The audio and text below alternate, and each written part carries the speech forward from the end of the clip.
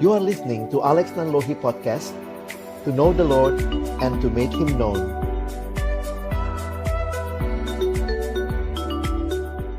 Saya sungguh bersyukur buat kesempatan ini. Hari ini kita bisa, namanya ini berzumpa ya, karena lewat Zoom. Dan kesempatan ini kita boleh sama-sama belajar kebenaran firman di waktu yang kita khususkan untuk Tuhan di 2 hari ini. Nah, mari kita berdoa sebelum kita membaca merenungkan firman Tuhan. Bapa di dalam surga, kami bersyukur kepadamu buat cinta kasih dan anugerah-Mu. Kalau kembali hari ini kami boleh menikmati pesta rohani yang Tuhan berikan kepada kami. Ini semua adalah anugerah-Mu yang besar bagi kami. Kami sama-sama akan membuka firman-Mu. Kami mohon ya Tuhan, bukalah juga hati kami. Jadikanlah hati kami seperti tanah yang baik, supaya ketika benih firman-Mu ditaburkan, itu boleh sungguh-sungguh berakar, bertumbuh, dan juga berbuah nyata di dalam kehidupan kami. Berkati baik hamba-Mu yang menyampaikan, semua kami yang mendengar. Tuhan, tolonglah kami semua, agar kami bukan hanya menjadi pendengar-pendengar firman yang setia, tapi mampukan dengan kuasa dan pertolongan dari Roh-Mu yang kudus, kami dimampukan menjadi pelaku-pelaku firman-Mu di dalam hidup kami, di dalam masa muda kami. Bersabdalah ya Tuhan, kami anak-anak-Mu sedia mendengarnya di dalam satu nama yang kudus, nama yang berkuasa, nama Tuhan kami Yesus Kristus. Kami menyerahkan pemberitaan firman-Mu. Amin. Ya, ada pepatah mengatakan tak kenal maka tak sayang. Sudah kenal sih belum tentu disayang ya. Saya Alex Nanlohi, saya ada di Jakarta saat ini, pelayanan di Perkantas Jakarta. Dan juga bersyukur sekali lagi untuk kesempatan boleh ketemu ya, berzumpa dengan teman-teman dari Purwokerto dan sekitarnya. Ada kakak saya di sini, Mas Dan. Senang bisa boleh melayani bersama pada pagi hari ini. Nah, tema yang diberikan kepada kita adalah YOLO, You Only Live Once. Saya coba siapkan satu PowerPoint buat kita. Dan ini adalah presentasi yang saya coba bagikan nanti di akhir. Kalau waktunya cukup kita bisa tanya jawab ya. Sebentar saya share dulu.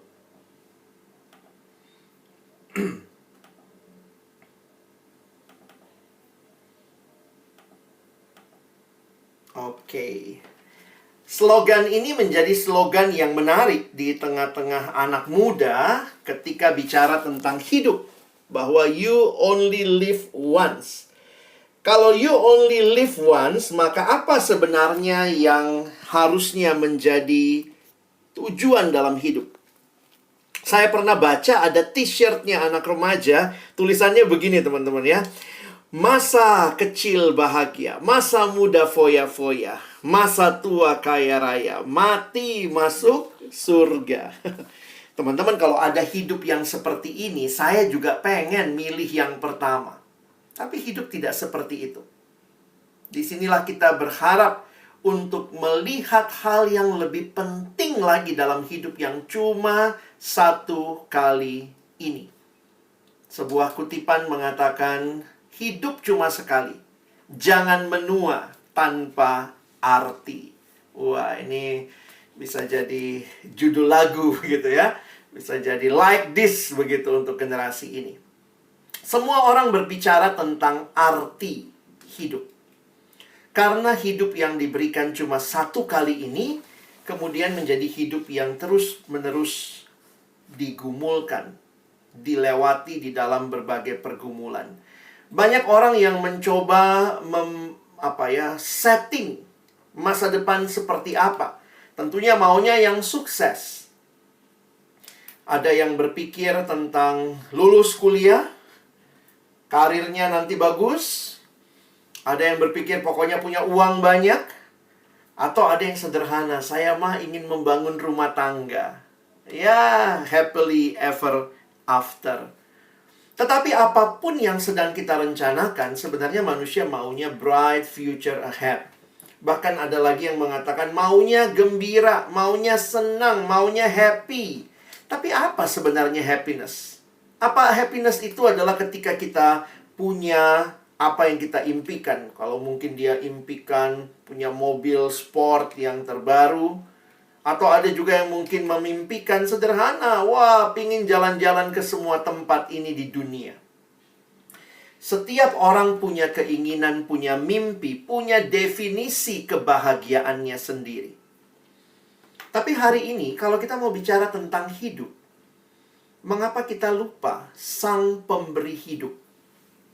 You only live once. Kalau you only live once, I only live once, maka pertanyaannya, apa yang sebenarnya Sang Pemberi hidup itu inginkan bagi kita dalam hidup yang cuma satu kali ini? Teman-teman, manusia ini, kalau kita orang-orang percaya, kita mengakui bahwa manusia itu ciptaannya Allah. Teman-teman, sangat berbeda dengan semua makhluk yang lain. Bahwa ketika bicara manusia ciptaan Allah, makhluk lain juga ciptaan Allah. Tetapi manusia punya arti kehidupan yang dia bingkai di dalam kenyataan bahwa dia adalah ciptaan Allah. Inilah yang kita lihat di dalam Alkitab. Bahwa manusia bukan makhluk yang independen. Manusia bukan makhluk yang tidak butuh bergantung. Kita makhluk yang justru sejak dicipta menunjukkan bahwa kita punya tanggung jawab yang Tuhan berikan kepada kita. Allah yang mencipta kita adalah Allah yang menciptakan kita di dalam relasi. Itu hal yang unik sekali. Dan bukan hanya unik, karena Allah juga mau kita mengalami relasi yang hidup dengan Dia. Saya mengutip kalimat dari seorang bernama Nicky Gamble. Seorang teolog di Inggris, dia berkata, pria dan wanita diciptakan untuk hidup dalam hubungan dengan Allah. Tanpa hubungan tersebut akan selalu ada rasa lapar, sebuah kekosongan, dan sebuah perasaan yang hilang. Nah, ini menarik ya. Gambarnya juga pas, ini generasi yang kalau lowbat itu rasanya mau kiamat dunia ya. Lowbat, habis kuota, habis pulsa, aduh rasanya gimana ya. Nah, bayangkan bahwa Allah yang menciptakan kita, Allah yang rindu, kita mengalami relasi dengan Dia. Karena itu tanpa hubungan kita dengan Allah, selalu ada rasa lapar, sebuah kekosongan, dan sebuah perasaan yang hilang. Nicky Gamble melanjutkan kalimatnya, tidak ada satupun hubungan manusia yang dapat memuaskan atau yang dapat terus bertahan. Wah, ini menarik sekali ya, secara teologis sangat dalam. Dia mau mengatakan bahwa apapun bentuk hubungan di dunia, itu pasti nggak bisa memuaskan secara tuntas. Lalu yang kedua, kita itu kalau cari relasi, kita maunya yang dapat terus bertahan. Sementara semua relasi yang ada dalam dunia itu ada batasnya. Ada nggak yang punya orang tua yang tidak bisa meninggal? Papa mamaku dong nggak bisa meninggal. Dia dapat terus bertahan. Semua relasi selalu ada batasnya. Selalu akan ada yang hilang. Dan hal ini hanya menunjukkan kalau kita pingin relasi yang memuaskan dan terus bertahan, itu hanya mungkin kalau kita alami dengan Allah. Karena Dia Allah yang dapat memuaskan dan Dia Allah yang kekal, yang tetap ada sampai selama-lamanya. Jadi longing itu, keinginan yang ada di hati yang terdalam, sebenarnya hanyalah menunjuk realita bahwa engkau dan saya dicipta untuk hidup dalam relasi dengan Allah. Karena itu, teman-teman, perhatikan ya. Sekali kita memiliki hubungan dengan Allah, maka tujuan dan arti kehidupan akan menjadi semakin jelas. Manusia hanya menemukan kepuasan di dalam penciptanya. Kepuasan sejati. Hubungan-hubungan yang lain juga memuaskan terbatas sementara. Lapar, ya makan, ya. Dikasihi, ya Tuhan hadirkan orang tua, pasangan hidup. Tapi kepuasan sejati itu sebenarnya hanya kita dapatkan di dalam pencipta kita. Coba take time ya, karena ini adalah situasi yang pengajaran yang perlu kita hayati, bukan hanya kita mengerti ya, tapi benar-benar kita hidupi.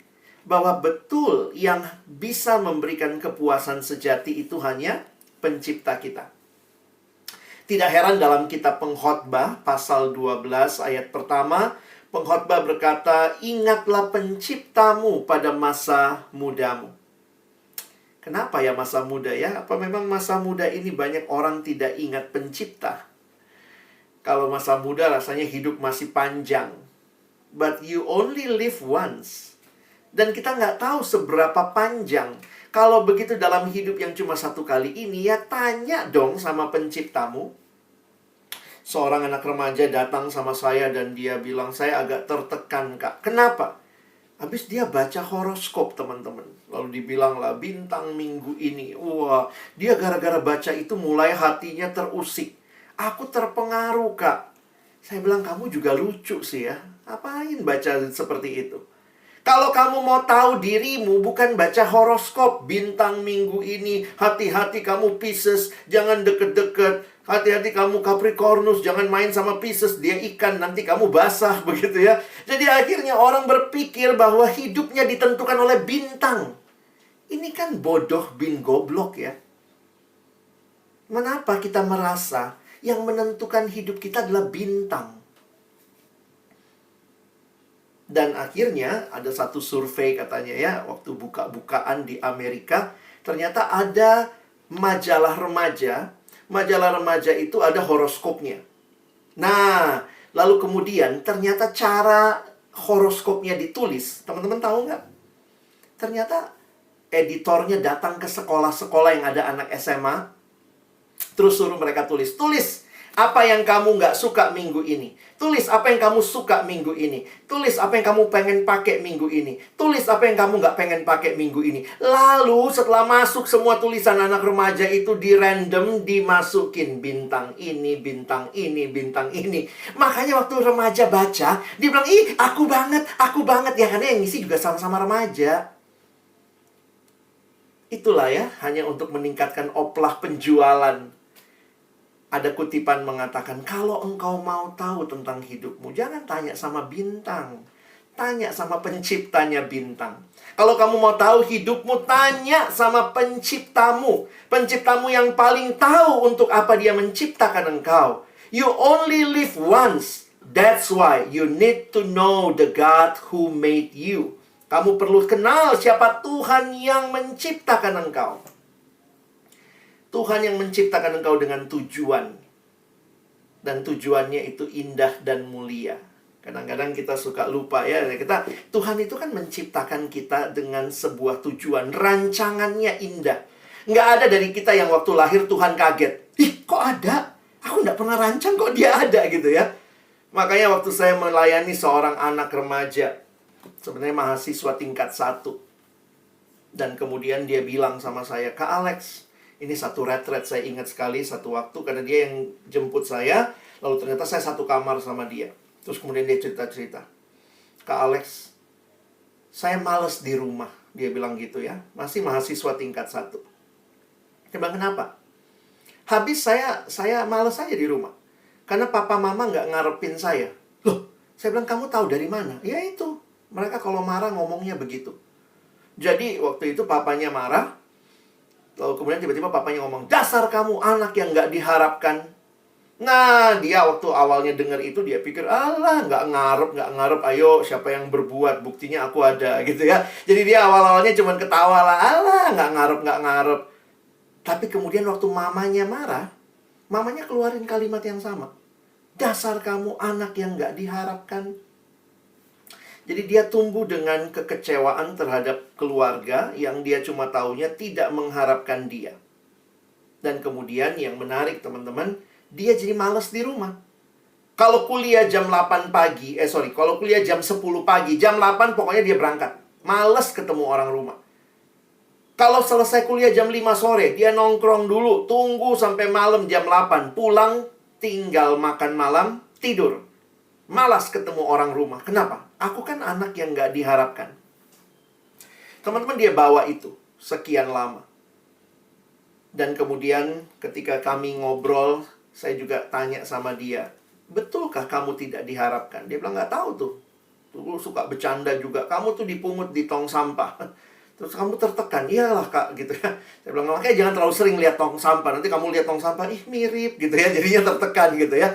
Jadi akhirnya lihat, dia tumbuh dalam satu sikap hidup yang tidak mau berelasi dengan keluarganya karena merasa tidak diharapkan. Tapi dalam percakapan kami dan hari itu tema yang saya bawakan juga soal identitas di retret kampusnya. Saya ingatkan bahwa meskipun orang tuamu berkata tidak mengharapkanmu, tapi penciptamu menciptakan kamu dengan tujuan. Orang tua mungkin bilang, kamu nggak diharapkan, tapi Tuhan yang menciptakan engkau pasti punya tujuan, pasti punya harapan untuk hidupmu. You only live once. Listen to your Creator. Kamu hanya hidup satu kali. Dengarkan penciptamu. Kita ada dalam dunia yang berdosa. Termasuk keluarga kita sudah jatuh dalam dosa. Seringkali keluarga yang kita harapkan bisa mengerti kita, justru tidak memahami kita. Saya tidak tahu persis apa yang terjadi dengan Daud. Dalam satu mazmurnya dia berkata, sekalipun ayahku dan ibuku menolak aku, tapi engkau Tuhan menerima aku. Daud memandang bukan hanya kepada manusia. Papanya bisa nolak dia, mamanya bisa nolak dia. Sebenarnya kalau baca di 1 Samuel itu ya, waktu Daud menggembalakan kambing domba, abang-abangnya semua sedang bersama Nabi Samuel ya. Dan kemudian waktu ditanya, cuman ini anakmu, oh ada satu lagi. Loh kayak ketinggalan, kayak Daud itu nggak dianggap ya. Tapi justru ketika Daud datang, Tuhan berkata kepada Samuel, urapilah dia, inilah yang aku pilih. Bukan yang dilihat manusia, tetapi yang dilihat Allah. Teman-teman yang dikasihi Tuhan, seringkali kita berpikir, I only live once. It's my life. Kita seirama sama Bon Jovi ya. It's my life. Bahkan hidup yang akhirnya tergantung kata orang, kata keluarga, tergantung kata teman. Dan ada juga anak yang sangat tertekan dengan, ya itulah ya, kalau bully-bulian itu please di stop ya. Kadang-kadang ada yang bilang, nggak bully kok kak, cuman bercanda. Ingat loh, kalau bercanda dua-duanya ketawa. Kalau yang satu nangis, itu namanya bully, bukan bercanda. Kalau kita bilang bercanda, tapi orang tersakiti, terluka. Seorang anak remaja datang sama saya dan cerita, Kak Alex, saya dibilang jelek. Saya perhatiin emang jelek sih. Gimana ya? Jelek tampangnya. Tapi saya kemudian ajak dia melihat. Puji Tuhan loh, ayat di Alkitab bukan bilang gini, karena engkau ganteng atau cantik di mataku. Tidak. Ayat Alkitab dengan sangat mendasar, Yesaya 43, Tuhan berkata, karena engkau berharga di mataku. Jadi saya bilang sama dia, kata siapa kamu jelek? Kata orang-orang kak, teman-teman suka bilang gitu, lo dasar lu elek gitu ya, jelek gitu. Tapi saya bilang, lihat kata Tuhan, engkau berharga di mataku. Kamu percaya kata siapa? Kata temanmu atau kata Tuhan penciptamu? Ini kata Tuhan, baca firman-Nya. Karena engkau berharga di mataku dan mulia, dan aku ini mengasihi engkau. Mau percaya siapa?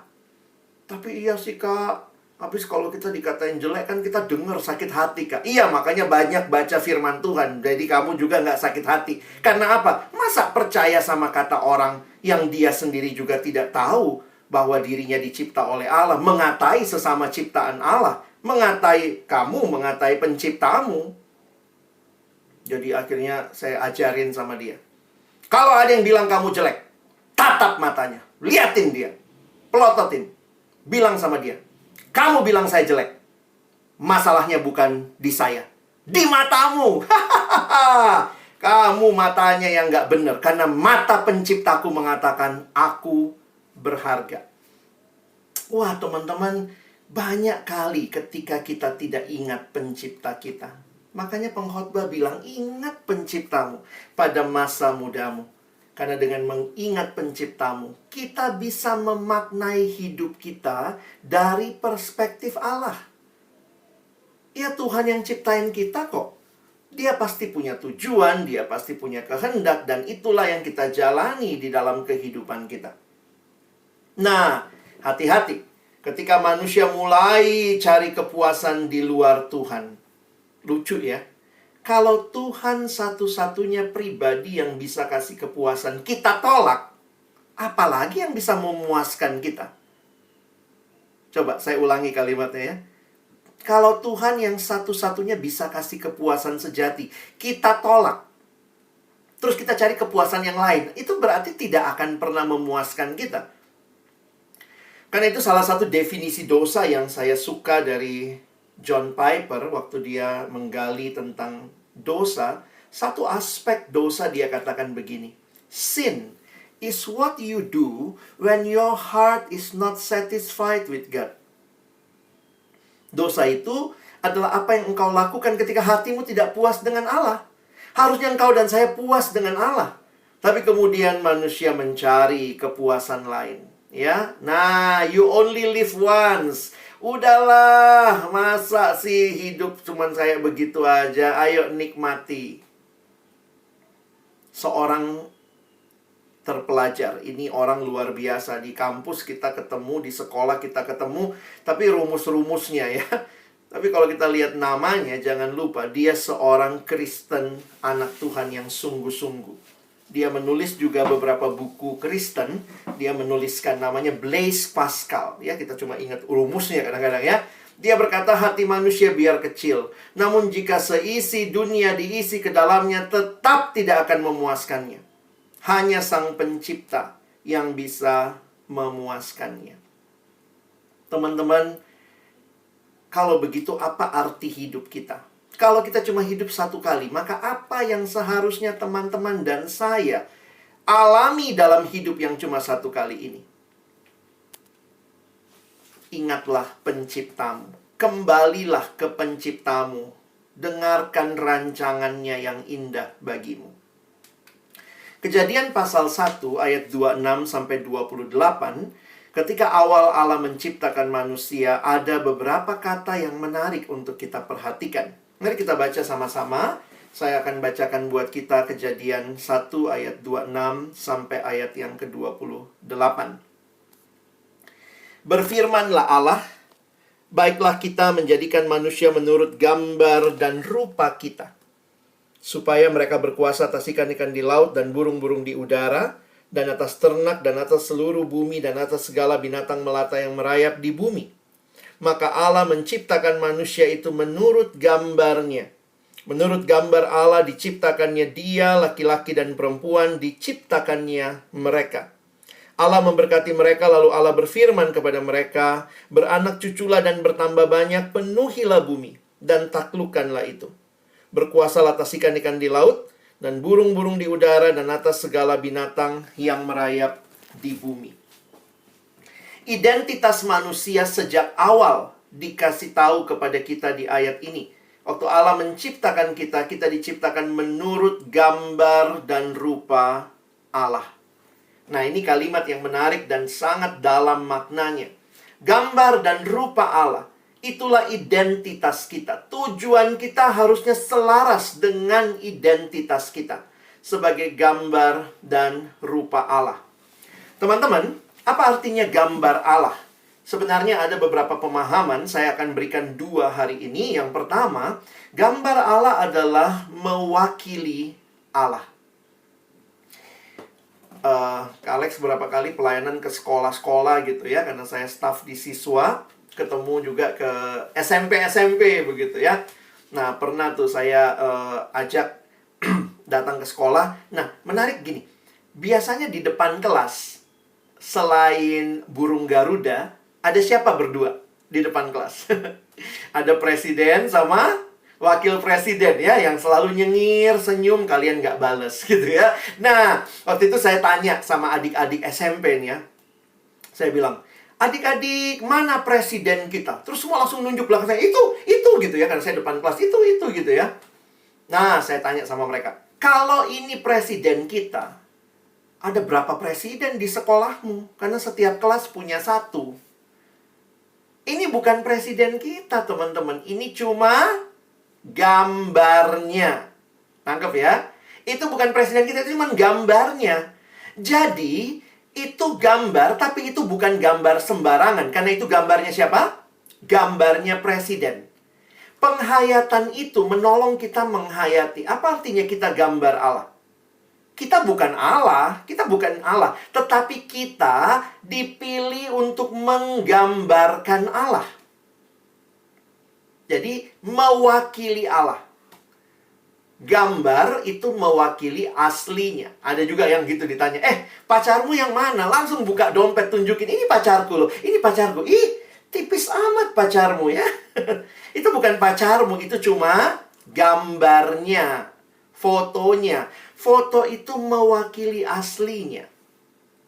Teman-teman, kalau kita mewakili Tuhan sebagai gambar Allah, maka ingat, itu tujuan hidup kita, supaya melalui hidup kita, kita merefleksikan Allah kepada dunia. Supaya dunia melihat. Makanya ada lagu kita bilangnya, kulihat di wajahmu kemuliaan Raja. Jadi sebenarnya kalau kita saling melihat, sebenarnya di situ kita melihat bahwa inilah wakil-wakil Allah yang ada di dalam dunia ini. Harusnya kita makin mirip Allah. Kira-kira gitu ya. Kalau kamu dan saya gambar Allah, waktu orang lihat hidup kita, harusnya orang lihat siapa? Lihat Allah dong ya. Udah ada nggak yang gitu ke teman-teman? Temanmu di kampus gitu. Ih, kamu Allah banget sih. Kamu Allah banget deh. Kamu anaknya Allah deh. Ya, ngaku deh. Kalau belum begitu, wah berarti kita belum menunjukkan Allah ya. Sebenarnya kalau Allah adalah Bapa kita, Dia adalah Raja dalam hidup kita, harusnya kan kita yang makin hari makin serupa dengan Dia. Saya suka nanya gini ya, ada nggak sih orang tua? Coba bayangkan, ada nggak orang tua yang pingin banget anaknya makin hari makin mirip tetangga? Ada nggak papa mamamu gitu? Kalau kau pulang gitu ya, ini banyak yang batak-batak di sini ya, pulang ke hutan sana lalu bapak mamamu bilang, "Ih anakku, Bapak bangga sekali lihat mukamu. Lihatlah hidungmu, makin mirip tante di seberang jalan. Ah, lihat itu mulutmu, kok makin mirip om yang jual-jual ikan tiap pagi." Saya pikir orang tua yang normal nggak akan senang anaknya mirip tetangga, ya. Saya ingat waktu membesuk teman KTB melahirkan. Suami istri teman KTB ya. Cuma ya tetap yang waktu itu melahirkan istrinya ya. Jadi pas kami datang, kami besuk, wah itu anak pertama. Wih, dipamer, dipajang ya. Pas kami datang habis menyusu. Terus kemudian dia bilang, "Lex, lihat anakku." Ini mamanya ngomong ya, habis menyusui. Dia bilang, "Lex, lihat anakku." Kita liatin. Namanya masih bayi ya, masih tutup-tutup mata. Dia bilang, "Mukanya, lihat, mirip siapa, Lex? Hidungnya kan hidungku ya. Jidatnya jidat bapaknya." Wih, tiba-tiba langsung bapaknya di samping. "Mama, hidungnya yang hidung papa, jidatnya yang jidat mama." Lalu mereka berantem teman-teman di situ. Hidung jidat gitu ya. Jadi waktu saya ngelihat itu, namanya produk bersama ya. Namanya produk bersama ya pasti ada mirip sana, ada mirip sini ya. Dan saya cerita begini jadi geli juga. Kenapa? Karena anaknya baru masuk kuliah juga tahun ini ya. Sudah sekian belas tahun. Ternyata dia udah masuk kuliah. Sekarang udah tingkat 1 di UI gitu. Teman-teman, yang menarik adalah waktu saya mempelajari respon orang tuanya, di situ saya jadi sadar, orang tua yang normal ingin banget anaknya mirip dia. Ini anakku loh, mirip kan? Waktu Tuhan ciptakan kita untuk mewakili Dia, kita harusnya mirip siapa, teman-teman? Kadang-kadang kita nyanyi ya, "Aku anak raja, kamu anak raja, kita semua anak siapa?" Gitu ya. Kok nggak mirip begitu? Kalau Tuhan lihat kita, apakah Tuhan akan berkata, "Ini anakku, lihat nih, ini mirip banget kan? Mirip banget sama aku." Tapi kalau Tuhan lihat hidup kita, atau orang lain deh lihat hidup kita, terus orang begitu lihat hidup kita, "Ah, dasar kau anak setan." Berarti lebih mirip siapa? Kesetanannya lebih kelihatan begitu ya. Kalau kita bicara tujuan hidup, nggak usah rumit-rumit deh. Kita hidup untuk menggambarkan Allah, mewakili Allah, mirip seperti Allah. Bukan hidup mempermalukan Tuhan. Kita harus hidup mempermuliakan Dia, karena untuk itulah kita dicipta. Kita gambar dan rupa Tuhan. Nah, kalau orang nanya, apa sih visi dalam hidupmu? Kadang-kadang ada yang macam-macam. Saya visinya ini, itu. Kalau saya sih sederhana. Saya mau jadi gambar dan rupa Allah sebagaimana rancangan awal Dia menciptakan saya. Jadi, kalaupun saya menjadi dokter, menjadi sarjana teknik, menjadi sarjana hukum, tapi saya tidak mencerminkan Allah, ngapain hidup saya? Visi kita harus kembali kepada tujuan awal. Karena Tuhan ciptakan kita gitu ya. Jadi Tuhan kasih kita identitas tuh dari awal. Dunia terbalik. Lihat cara dunia ya. Dunia selalu bilangnya begini. Lakukan sesuatu baru dapat identitas. Kalau Allah tidak. Dia sudah kasih identitas dari awal. Kadang-kadang kan orang tua kita suka ngomong begitu ya. Kalau anaknya udah lulus, iya nih, puji Tuhan anakku sudah jadi orang. Hah? Emang sebelumnya monyet? Gitu ya. Baru sekarang jadi orang. Sebenarnya kalau lihat Alkitab, dari awalnya kamu memang orang. Dari awalnya kamu dan saya gambar dan rupa Allah. Dan Tuhan meminta kita menghidupi status itu. Jadi ini bagian pertama yang saya ingin ingatkan. Menjadi gambar Allah berarti kita hidup mewakili Allah. Tetapi di sisi lain, menjadi gambar Allah juga menunjukkan tanggung jawab kita. Ya, bukan hanya mewakili Allah kepada dunia, tetapi juga mewakili dunia kepada Allah. Wah, ini menarik ya. Saya baru makin pelajari konsep ini juga, karena saya selama ini mengertinya gambar Allah cuma mewakili Allah kepada dunia. Tetapi ternyata gambar Allah juga menyatakan saya mewakili dunia kepada Allah. Maksudnya apa? Di dalam Alkitab ada istilah yang menarik. Kamu adalah bangsa yang terpilih, imamat yang rajani. Seperti fungsi imam. Imam itu bukan hanya mewakili Allah bagi manusia, tetapi mewakili manusia kepada Allah. Dia seperti perantara. Jadi sebenarnya di dalam mengerti gambar dan rupa Allah, ini dua sisi. Allah kepada manusia, saya perantaranya. Tetapi manusia kepada Allah, juga saya perantaranya. Itulah diciptakan menurut gambar dan rupa Allah, menjadi orang-orang yang akan. Nah, perhatikan ayat 28. Beranak cucu, bertambah banyak, penuhi bumi, taklukkanlah itu. Demi apa? Membawa seluruh ciptaan ini memuliakan Tuhan. Jadi teman-teman, makanya kalau kalian perhatikan, kenapa di dalam gereja kita ada doa syafaat? Doa syafaat itu adalah doa mewakili dunia ini. Kita orang percaya diminta membawanya kepada Tuhan. Makanya doa syafaat itu isinya biasanya tentang dunia, pergumulan di luar persekutuan kita. Kadang-kadang ada juga ya doa syafaat itu banyak kan doain PMK-nya sendiri. Semua PMK-nya gitu ya. Kayak doa rutin. Doa syafaat adalah doa yang membawa seluruh pergumulan. Dari dunia ini kita bawa kepada Allah. Nah, kalau kita mengerti gambar dan rupa Allah seperti ini, maka kita bisa melihat tujuan hidup kita. Bukan hanya hidup yang menjadi berkat bagi orang lain, tetapi hidup yang juga dibawa, membaharui dunia ini, membawanya kepada Allah. Jadi teman-teman, kamu dan saya tidak hanya, saya kasih contoh yang sederhana ya. Apa artinya sarjana hukum yang adalah gambar dan rupa Allah? Bukan hanya kamu mewakili Allah di dunia hukum. Wah, orang lihat ini nih hakim yang bagus, hakim yang baik. Wah, dia setia, dia tetap taat. Tapi harusnya lebih lagi. Kehadiranmu membawa perubahan dalam dunia hukum itu. Karena dunia hukum ini harus juga mengalami penebusan Allah. Dan kamu hadir membawa perubahan, membawa dunia hukum ini memuliakan Allah. Banyak alumni cuman sampai yang penting saya hidup baik waktu jadi alumni. Saya alumni, rajin KTB, rajin saat teduh, sudahlah. Di kantor mau ada korupsi, mau ada apa, itu urusan nantilah. Pokoknya bukan saya. Pokoknya yang penting saya dengan Tuhan, saya dengan Tuhan. Saya pikir kita jadi lupa bahwa kita diminta untuk membawa alam ini. Tebuslah alam ini dan bawa kembali kepada Tuhan. Kita bisa ngerti dua konsep ini ya. Ayo, visi hidupmu jangan cuma aku dan aku dan aku. Sedih juga ya. You only live once. Yang penting aku aku pokoknya saat teduhnya rajin, doanya rajin, penyembahannya jalan. Dunia ini mau rusak, bodoh amat. Teman-teman dibawa untuk jadi garam dan terang. Ada tanggung jawab yang Tuhan berikan. Nah, jadi maknai sekarang ya. Tujuan hidupmu adalah saya hidup bagi Allah, tapi saya juga hadir dalam dunia ini, membawa dunia ini, melakukan perubahan, berjuang demi membawa dunia ini memuliakan Allah. Kalau lihat orang-orang seperti siapa?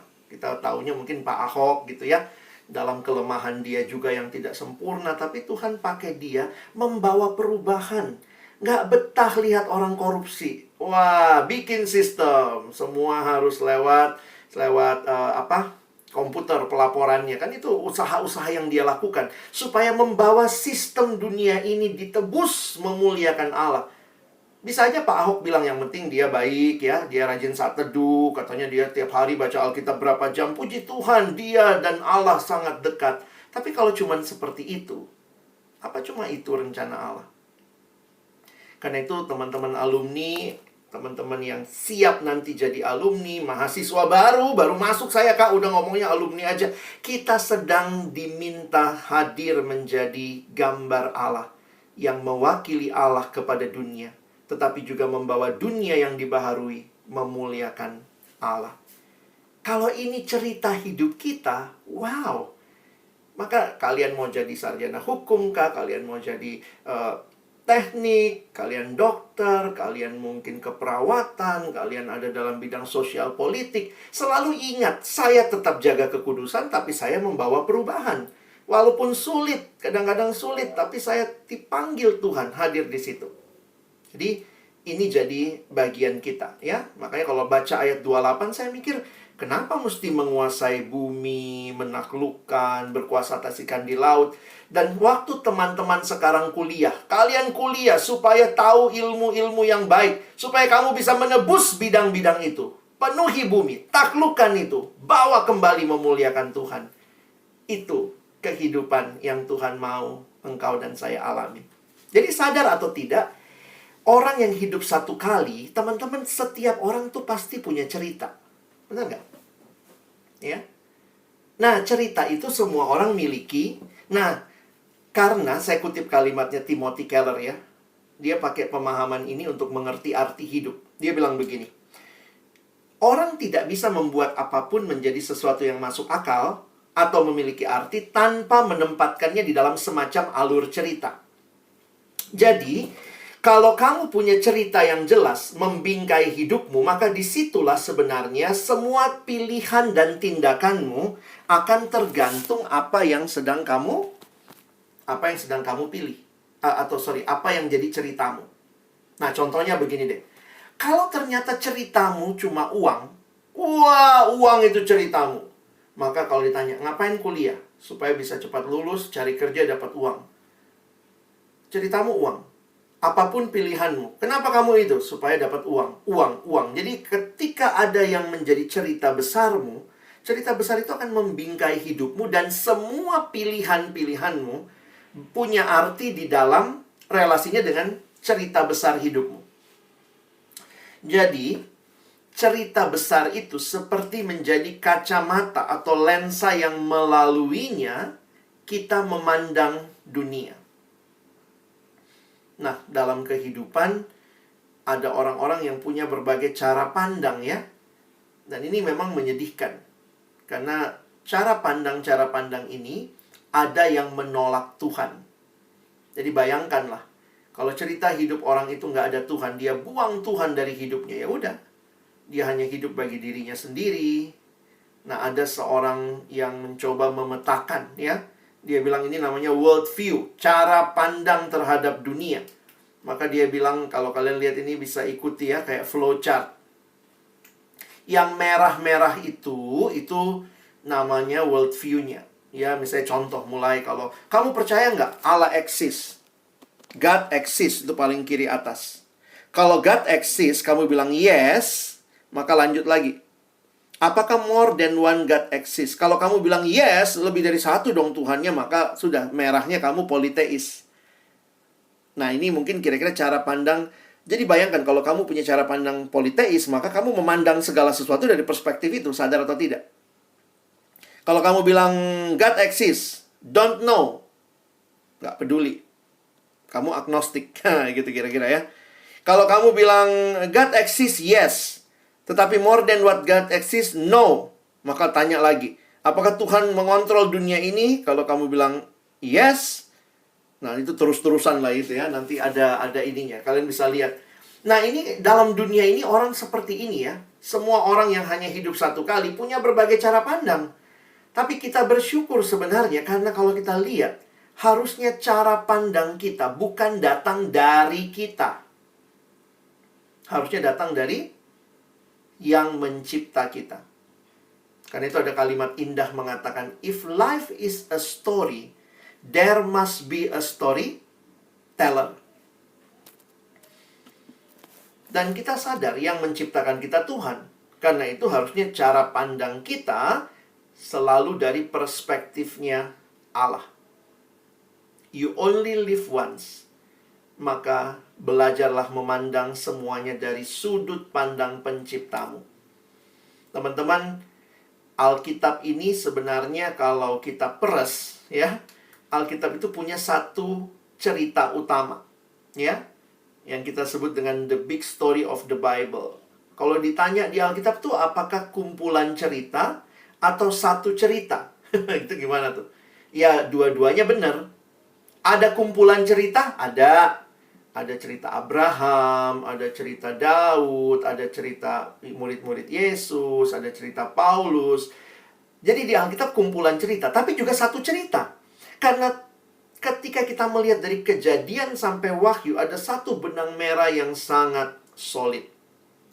Nah, Christian worldview adalah memandang dunia dari kacamata sudut pandang Allah. Dan dari mana kita pelajari? Ya dari Alkitab, yang adalah wahyu Allah. Makanya di dalam kekristenan, Christian worldview bersumber kepada firman Tuhan. Coba kita peres Alkitab ini. Seorang teolog menolong dengan sederhana. Dia bilang gini, kalau kamu peres Alkitab ya, ini bahasa saya diperes, sarinya apa? Dia katakan sebenarnya ada 6 cerita utama. Dia bilang, the Bible is like a drama with 6 acts or stages. Ya. Jadi kalau kita perhatikan, seperti drama 6 babak. Nah, dia bilang, dengan menggambarkan simbol ini, kalian bisa mengingat isi Alkitab. Bahkan dia bilang gini ya, waktu saya ketemu sama dia bilang, ini kamu bisa kalau lagi makan sama temenmu, kamu ambil aja tisu restoran, kamu bisa gambarin ini dan bilang sama temanmu, saya bisa jelaskan ke kamu tentang seluruh Alkitab dalam waktu 2 menit. Tinggal gambar tanda-tanda ini. Yaitu oversimplified ya. Tapi apa saja? Mari kita lihat yang pertama. Cerita Alkitab itu cerita dimulai dengan Allah mencipta, creation. Lalu, manusia jatuh dalam dosa. Fall. Nah, di dalam perjanjian lama sebelum Yesus datang nomor 4, apa yang terjadi? Diberikan promise, diberikan janji bahwa yang rusak itu akan ada penebusan. Dan ini digenapi dalam penebusan Yesus Kristus, redemption nomor 4. Lalu apa? Mission nomor 5. Karena Yesus sesudah dia mati dan bangkit, dia naik ke surga. Lalu dia menyuruh murid-muridnya melanjutkan misinya. Sampai dia berjanji akan datang kedua kali. Karena itu panahnya ke bawah. Maka ada yang namanya new creation. Satu waktu kelak, Dia akan datang menggenapi semuanya. Teman-teman, kita ada di nomor berapa? Coba lihat. Kalau ada nomor 1 sampai 6, kita sekarang itu hidupnya di nomor berapa? Nomor 2. Mungkin bilang, aduh, iya kak, saya samping ular waktu itu, kami selfie-selfiean, enggak ya? Nomor berapa? Teman-teman dan saya, kita ada di nomor 5. Bener ya? Dari gambar ini saja, dari judul yang diberikan, sebenarnya kita langsung bisa menyimpulkan, hidup kita ada dalam misinya Allah. Our life is on God's mission. Ini ceritanya siapa? Cerita mulai dari penciptaan sampai pembaharuan. Ini ceritanya Allah. Jadi kalau teman-teman menghayati gambar ini, ingat baik-baik. Hidup itu bukan begini ya. Ini perspektif hidup dari gambar ini yang saya mau tarik adalah begini. Hidup itu bukan apa ceritaku, ini Tuhan yang aku susun, lalu kemudian kita bilang, Tuhan masuklah ke ceritaku. Ini ceritaku, ayo Tuhan berkati ceritaku. Bukan seperti itu. Sebenarnya yang terjadi adalah apa? Tuhan yang punya cerita. Lalu Tuhan yang punya cerita itu mengundang engkau dan saya masuk ke dalam ceritanya. Itulah sebenarnya perspektif cara melihat hidup kita. Bukan ceritaku, lalu aku undang Tuhan masuk ceritaku. Tidak. Tetapi ini ceritanya Tuhan. Dan betapa luar biasa dia mengundang aku masuk dalam ceritanya. Karena itu, aku harus selalu baca firman Tuhan untuk mengerti terus apa ceritanya Tuhan buat hidupku. Oke deh, abang kasih contoh kayak gini ya. Ini pada penggemar drakor nggak nih? Squid Game gitu ya. Nah, bayangkan kamu terpilih memainkan Squid Game 2. Nggak tahu tuh ceritanya main apa lagi ya. Mungkin permainan Indonesia nanti ya. Nah, bayangkan penulis naskah drama. Dia juga ternyata sekaligus sutradaranya. Dia punya naskah Squid Game 2 misalnya. Lalu kemudian ternyata kamu terpilih, teman-teman. Kamu terpilih karena wajahmu sangat Indonesia banget gitu ya. Karena Squid Game 2 adalah permainan Indonesia. Maka kamu terpilih dan kamu akan main drama Squid Game 2. Nah, pertanyaannya begini. Kamu dikasih naskah. Kamu harus baca naskah itu. Kamu harus lakonin naskah itu. Itulah baru disebut kamu pemain yang baik. Jadi sebenarnya ini bukan naskahmu. Ini naskahku, aku yang nulis Squid Game 2. Bukan, ini bukan naskahmu. Ini naskah penulis naskah. Dan penulis naskah mengundang kamu untuk masuk memerankan dalam naskah itu. Hidup harus dilihat seperti itu. Bukan engkau dan saya yang punya cerita lalu mengundang Tuhan berkati cerita kita. Bukan semata-mata seperti itu. Tetapi ini adalah ceritanya Allah. Ceritanya Allah dalam misinya dalam dunia ini. Yang kemudian Allah memanggil engkau dan saya terlibat di dalam misinya. Wow, betapa luar biasanya anugerah Tuhan buat kita. Dan ini bukan cuma cerita ya. Kalau kalian tanya, lalu ini apa dong? Ini adalah firman Tuhan yang menuliskan bahwa ini cerita Allah dari awal sampai akhir. Jadi teman-teman harus punya penghayatan ini ya. Hidup kita adalah dalam sebuah cerita, dalam cerita besarnya Allah. Kalian sedang berjuang jadi sarjana hukum. Ini bukan sekadar ceritamu. Yang kamu harus tanya adalah setelah saya lulus, apa yang Tuhan mau saya lakukan dengan misi yang Dia berikan kepada saya. Jadi, hidup kita adalah dalam cerita besarnya Allah. We are here for a reason. Kita dikasih peran sama Tuhan. Makanya rajin-rajin konsultasi naskahnya sama Tuhan. Ya, baca terus firman Tuhan. Tanya lagi. Bayangkan kalau saya lihat ini ya. Kemarin saya sempat buka-buka YouTube. Terus nonton ini, teman-teman apa? The Making of Squid Game. Ya saya juga nggak sengaja nyari itu ya. Tapi pas kebuka, saya lihat waktu The Making-nya. Itu ternyata penulis naskahnya, dia kasih tahu. Nanti gini ya. Saya maunya kamu nengok segini. Nanti kamu lihat. Jadi Pemain itu ngikutin naskah, bukan mau-maunya dia. Nah, saya lagi membayangkan kalau saya diajak main dramanya Tuhan, maka saya harus rajin baca naskah. Oh, Tuhan mau apa nih? What next? Ada ruang improvisasi? Ada. Tuhan kita kan kreatif ya. Tetapi tetap di dalam naskahnya Tuhan. Naskahnya gimana? Sama kayak tadi. Kamu gambarku. Kamu mewakiliku kepada dunia. Dan kamu hadir di dalam dunia membawa perubahan, membawa dunia kembali memuliakan aku. We are here for a reason. So find your place in God's story. Dan ingat baik-baik, kamu tidak sedang menjalani misi hidupmu sendiri. But we are on a mission from God. Kita tuh dalam misinya Allah. Dan kita dipanggil untuk berpartisipasi di dalam misi Allah ini. Nah, teman-teman, mungkin bagian terakhir saya mau coba menganalisa ya. Kenapa? Walaupun kita udah tahu, waduh Kak, kita dalam misi Allah. Tapi ternyata memang dunia punya cara pandang yang membuat kita melihat YOLO. Kalau lu hidup cuma satu kali, ayo satu kali itu nikmati apa yang kamu mau. Saya pikir udah nggak klop sama yang Tuhan mau ya. Kalau kita mengerti cerita Allah, maka kalau hidupmu cuma satu kali, kamu cuma dikasih main drama ini satu kali. Jangan suka-sukamu gitu ya. Nanti nggak klop ya. Kita mesti nyerahin diri seperti yang Tuhan mau. Baca lagi naskahnya. Tuhan, aku mau memberi yang terbaik. Aku sudah diajak loh main dramanya Tuhan gini. Apalagi yang Tuhan mau? Waktu aku kuliah seperti apa? Aku hidup mewakili Allah. Aku membawa lingkungan sekitarku dibaharui kepada Allah. Terus berpikir seperti itu di dalam misinya Allah. Nah, dunia punya cara pandang. Dunia punya ceritanya sendiri. Makanya kadang-kadang anak-anak sekarang melihat YOLO itu ya lihat ceritanya dunia. Nah, cara pandang dunia itu kayak apa?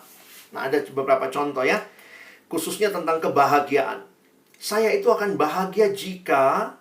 Jadi ini saya juga sadar ya, banyak alumni-alumni udah dilayani dari mahasiswa, tapi pas masuk dunia alumni, masuk dunia kerja, kok jadi begitu pandangannya ya? Apa yang dia pandang? Misalnya gini, saya akan bahagia kalau banyak uang, banyak harta. Jadi sukses itu berhasil dalam kerja, karir, bisnis, keluarga, di masyarakat. Sedih sekali kalau semuanya kita hanya ukur dari sisi material saja. Saya pikir tidak ada orang tua yang ngelesin anaknya matre ya. Ada nggak anak kalian dari kecil bilang, abang aku dari kecil dilesin matre sama papa mama. Tapi secara tidak sadar, seringkali orang tua dalam kelemahan mereka menurunkan cara pandang yang sekadar materialisme. Contohnya apa? Ini biasanya terjadi kalau arisan ya. Oh, yang Batak-Batak ngerti lah kalau arisan ya. Kalau arisan kemudian nanti bapaknya atau mamanya bisa tanpa sadar itu ya. Pas di arisan, lihat itu anaknya ommu, lihat itu anaknya tantemu, itu namanya sukses, lihat mobilnya. Wih, jadi tanpa sadar anak tuh merekam. Oh, bapak mamaku akan senang kalau beli mobil kayak anaknya om itu. Kenapa? Nilai sukses dilihat dari materi. Itu tanpa sadar loh. Jadi memang tidak ada sih orang tua yang mau anaknya matre. Tapi cara membesarkan, mungkin nilai-nilai yang diterapkan, ini yang teman-teman harus terbuka. Kalau you only live once, is this your value? Inikah nilaimu? Atau itu cuma nilai yang kamu dapat dari orang tua? Sampai ada juga waktu ditanya, kenapa kamu kuliah? Pokoknya saya ingin membahagiakan papa mama. Gimana cara bahagiakan? Kasih uang yang banyak. Bangun rumah di kampung. Kalau itu saja caramu mengerti bahagia, sedih sekali hidupmu.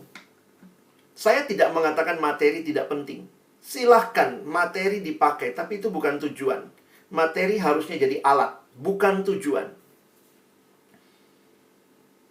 Jadi saya ketemu beberapa mahasiswa yang datang dari kampung dengan mimpi-mimpi yang sebenarnya waktu saya telaah mimpinya, saya pikir, Dek, kalau naskahnya Tuhan cuma cari uang, sedih banget. Tuhan kita Tuhan matre ya. Dia kasih kau naskah, cari uang, cari uang, cari uang. Tuhan mintanya cari aku, cari aku, cari aku. Uang itu Tuhan tambahkan gitu ya. Kadang-kadang gitu juga. Lihat itu anaknya tantemu. Itu namanya berhasil. Lihat dia baru pulang S2 dari luar negeri. Nah itu tanpa sadar beberapa juga miliki itu ya. Mau S2 ke luar negeri. Tapi itu jadi tujuan. Kenapa? Ada juga yang bilang gini sama saya pernah ketemu ya. Kami ini bang, selalu diremehkan. Keluarga kami selalu diremehkan dari dulu. Akulah yang pertama kali kuliah di negeri bang. Wih kayaknya. Aku mau juga S2. Supaya nanti kubungkam semua mulut tetangga-tetangga di kampung kami. Yang memandang rendah keluarga kami. Sedih sekali hidupmu hanya untuk membuktikan kepada tetanggamu. Begitu kau mau buktikan tetanggamu meninggal duluan. Sedih amat. Jangan hanya hidup untuk sekadar membalas dendam, membalas apa yang orang berikan. Itu kadang-kadang saya ketemu tuh banyak alumni-alumni kita, mahasiswa yang dibina juga cuman sebegitu. Mimpinya tuh cuma sebatas itu. Jadi dia pulang dari luar negeri cuman untuk apa? Pamer sama keluarga di samping rumah. Yang dulu, kami dari dulu diremehkan bang. Saya pikir sedih sekali kalau hidup cuma sebatas itu. Ya, jadi coba maknai hidup lebih daripada sekedar materi, teman-teman. Ya. Berikutnya. Saya akan puas, bahagia kalau belanja sepuasnya. Ini konsumeris. Saya dulu nggak percaya ada teman saya bisa seperti ini. Sampai satu alumni cerita. Utangnya minta ampun, teman-teman. Saya bingung gitu ya. Waktu dia telepon saya, Bang Alex tolong gitu ya. Tolong apa? Tolong doain lah. Dia tahu saya nggak punya duit kali ya. Tolong doain gitu. Oke lah, saya doain. Tapi kemudian saya mulai tanya gitu ya. Ini pinjol. Dia mainnya di pinjol juga. Dipinjol, pinjam sama saudara. Terus akhirnya waktu itu saya bilang, cobalah kau tulis dulu. Berapa semua utangmu? Ya saya mikirnya mungkin kalau ini ya kita bisa coba urunan dari teman-teman yang dekat. Coba bantu gitu ya. Karena kan dia kena bunga terus gitu teman-teman. Pas dia hitung saya kaget juga. Iya bang, sekitar 540 juta. Aduh, ngapain aja uang segitu ya? Lalu kemudian dia cerita lah bagaimana dia itu nggak tahan lihat barang mewah. Itu bisa begitu teman-teman, nggak tahan lihat barang mewah. Jadi akhirnya terus belanja. Ya, ini kids zaman now katanya ya, belanja sepuasnya. Apalagi kan sekarang e-commerce itu gampang banget ya. Dia hanya sejauh klik. Mau beli apa aja cuma sejauh klik ya. Lalu kemudian impian dengan kartu kredit. Beli sekarang, bayar nanti. Itu juga, wah hati-hati. Seolah-olah kalau orang punya ini. Terus jadinya jadi nggak bijaksana teman-teman. Nggak bisa bedain ya. Kalau ditanya, kenapa kau beli itu? Coba anak sekarang. Yang cewek-cewek tuh, kalau ditanya, kenapa beli itu? Lucu bang, lucu, hah? Beli barang karena lucu, bukan karena butuh. Jadi habis beli, ketawa-ketawa, lihat itu, hihihi. Beli barang kok karena lucu, ya? Dan ini maksud saya begini loh, saya tidak, ya mungkin ada hal-hal yang kita koleksi lah, pernak-pernik, lucu-lucuan. Tapi kalau akhirnya hidup kita hanya kejar yang lucu, padahal belum tentu kita butuh, bisa jadi kau punya semua yang lucu, tapi kau nggak punya yang kau butuh. Jadi sedih sebenarnya hidupnya. Nah ini kan cara pandang nih masuk pelan-pelan. Wah, saya waktu mulai ngerti gini juga, waduh saya mesti batasin ya. Ya, beberapa pelangi. Aduh, main itu ya. Jadi, saya akhirnya kayak uninstall lah ya, kayak kartu kredit. Dulu waktu di luar negeri tinggal, memang sangat butuh kartu kredit gitu ya. Karena kemana-mana mau pakai kartu kredit. Tapi sekarang saya pikir ya, saya di Indonesia ada kartu debit gitu ya. Daripada punya kartu kredit, mendingan kartu debit. Berapa yang dipakai, itu yang habis gitu ya. Jadi ya saya juga mesti membatasi. Jadi cara pandang kita itu membuat kita bisa memilih makna hidup. Ya. Jadi hari ini saya tidak hanya mau main teorinya, tapi kalau kamu memilih untuk menghidupi cara hidup yang dari Tuhan, kalian harus memilih juga pilihan-pilihan hidupmu. Ada beberapa hal memang harus pakai kartu kredit. Akhirnya kemarin waktu itu saya ya mungkin saya pinjam sama adik KTB saya ya. Saya bilang saya harus beli ini pakai kartu kredit ya. Kamu yang bayar dulu, saya langsung transfer. Berapa harganya saya langsung transfer. Karena saya juga nggak mau hidup dalam ngutang ya. Kayaknya seneng punya barangnya tapi masih ngutang. Bagi saya nggak demikian. Itu pilihan yang saya buat. Ada lagi yang mengatakan bahagia itu kalau apa? Bahagia itu kalau bisa makan, minum sepuasnya, bisa main laki-laki perempuan sepuasnya, bersenang-senang, foya-foya, jalan-jalan, hedonis.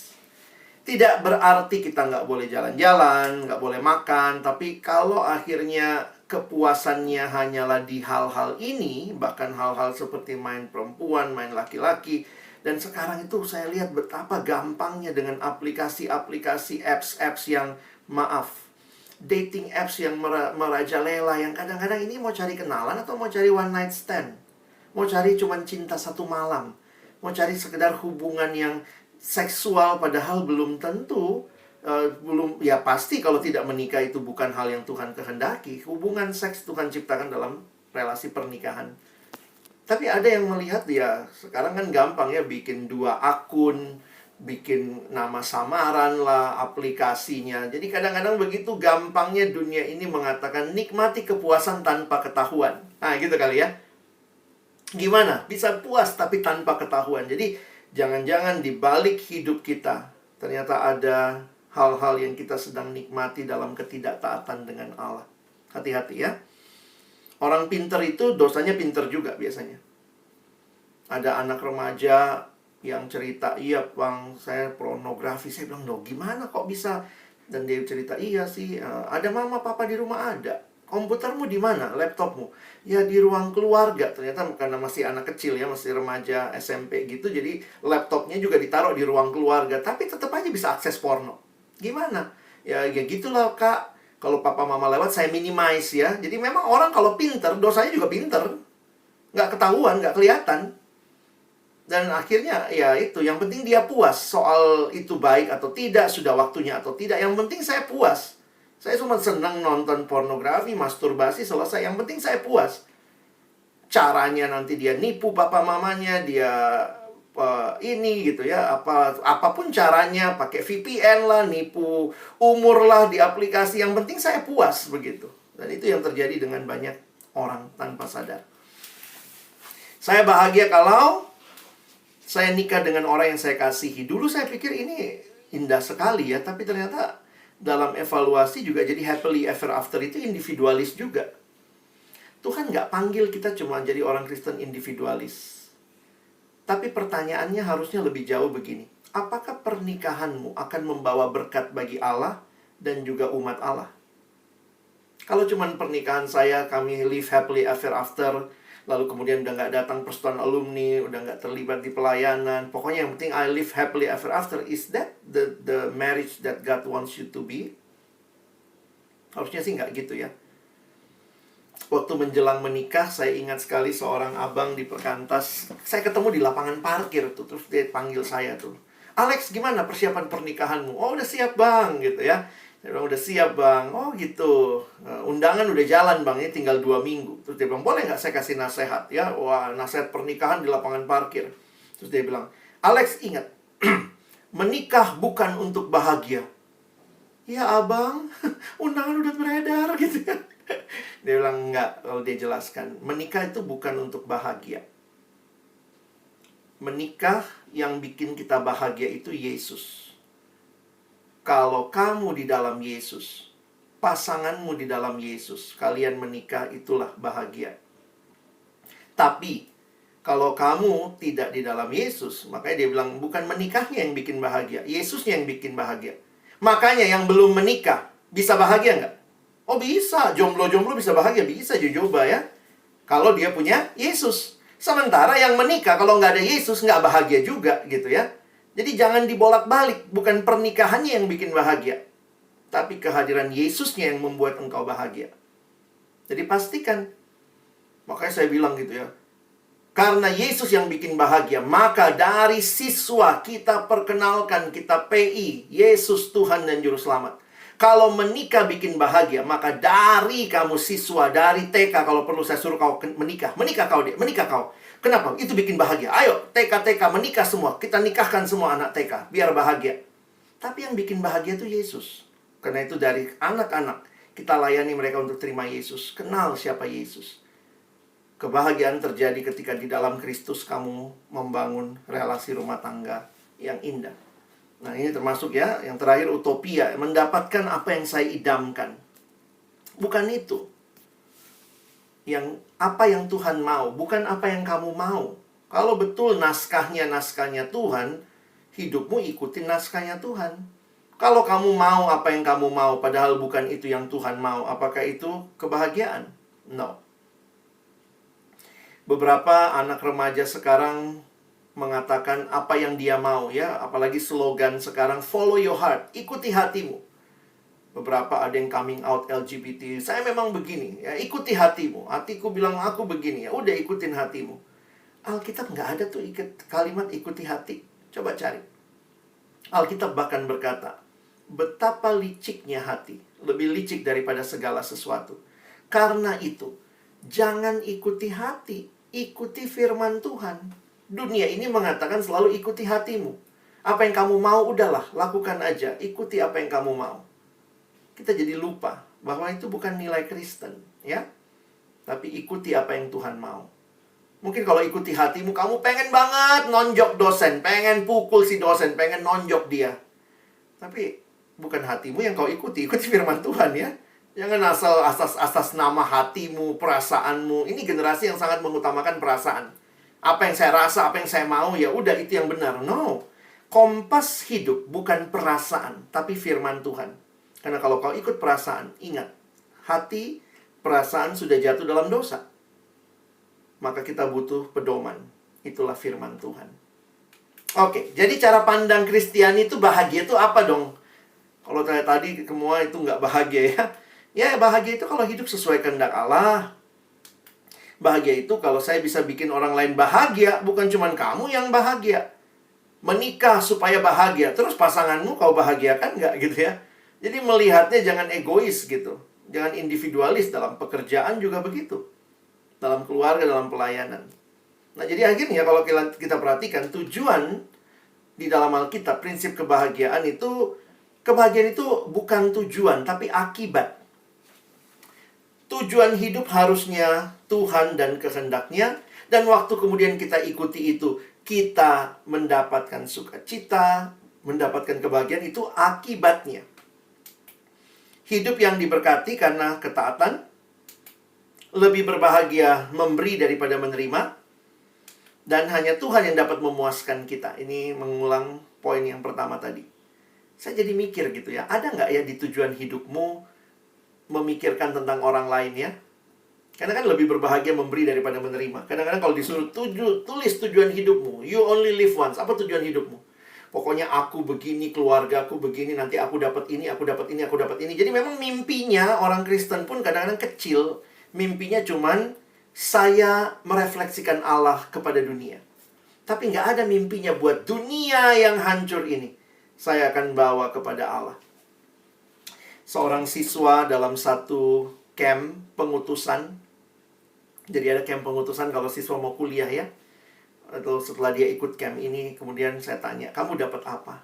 Saya baru ngerti, Kak. Saya harus merangkai cita-cita saya, bukan hanya dengan diri saya.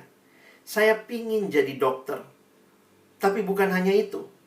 Di tengah pandemi, dia bilang dia lihat banyak dokter yang berjuang, bahkan ada yang meninggal. Dia bilang, akhirnya saya melihat, dunia butuh dokter seperti ini. Saya akan kuliah kedokteran untuk menjawab kebutuhan dunia ini yang di dalamnya Tuhan hadirkan saya. Wow, saya akhirnya bisa lihat ini siswa aja bisa ngerti gini, ya. Dia bukan cuma saya jadi dokter supaya saya terjamin hidupnya, saya hidup baik, hidup benar, saya nanti jadi dokter yang melayani. Tapi dia bisa merangkai cita-citanya dengan kebutuhan dunia ini. Dunia butuh dokter-dokter yang benar-benar mau berkorban. Saya mau jadi salah satunya untuk kemuliaan Allah. You only live once. Tapi kita perlu kenal siapa Tuhan yang menciptakan kita dan punya desain buat kita. Oke, saya tutup dengan satu ilustrasi. Ini sebenarnya bukan ilustrasi, cerita, ya. Suatu waktu pagi-pagi itu datang ke kantor, ke pelayanan. Nah, di pelayanan kami ada seorang adik waktu itu. Dia dari luar kota, jadi dia tinggalnya ke kos di Jakarta, ya. Jadi saya ingat tuh pagi-pagi saya datang. Terus kemudian saya masuk ruangan, tiba-tiba dia dengan excited gitu, ya. Nah, dia karena sepi mungkin ya, namanya perempuan, anak kosan, sepi. Jadi dia di kosannya itu pelihara ikan mas, teman-teman, ikan mas. Jadi dia sering banget ceritain ikan masnya. Nah, pagi-pagi tuh dia datang, terus dia bilang gini, Kak Alex, Kak Alex. Saya bilang, kenapa? Tadi malam, Kak, ikan mas saya bunuh diri. Ikan mas bunuh diri. Ternyata dia cerita pagi-paginya dia menemukan 2 ekor ikan masnya itu sudah lompat keluar dari air dan mati di atas karpet. Jadi itu yang dia bilang ikan masnya bunuh diri. Dia bilang, Kales, ikan mas saya bunuh diri. Dan kami ngebahas-bahas gitu ya, kita lucu-lucuan. Kita bilang, kenapa ya lompatnya berdua ya? Apa ini ikan mas yang tidak disetujui cintanya oleh orang tua? Begitu ya. Nah, akhirnya dalam singkat cerita, dalam kesimpulan diskusi kami soal ikan mas bunuh diri, ikan mas itu bebasnya di mana, teman-teman? Kadang-kadang kalau lihat gitu ya, ikan mas itu bebasnya di mana? Di dalam akuariumnya kecil. Akuarium kan terbatas kecil ya. Atau di luar akuarium. Ya, tentu ya logika kita akan menjawab di dalam akuarium dong. Walaupun airnya terbatas, dia akan bebasnya di dalam air, bukan di luar air. Kepuasan sejati ikan mas itu bukan di luar air. Walaupun lebih luas, mungkin dia bilang, oh saya ikan reformasi, saya tidak butuh air. Baru dia lompat keluar dari dalam akuarium. Begitu dia lompat keluar, dia MPP, teman-teman. Mati pelan-pelan. Karena ikan itu paling butuh air. Teman-teman dan saya, kita paling butuh Tuhan. Kita nggak bisa hidup di luar Tuhan. Kadang-kadang firman Tuhan kayaknya membatasi. Saya pernah tanya sama anak remaja, enak nggak jadi anak Tuhan?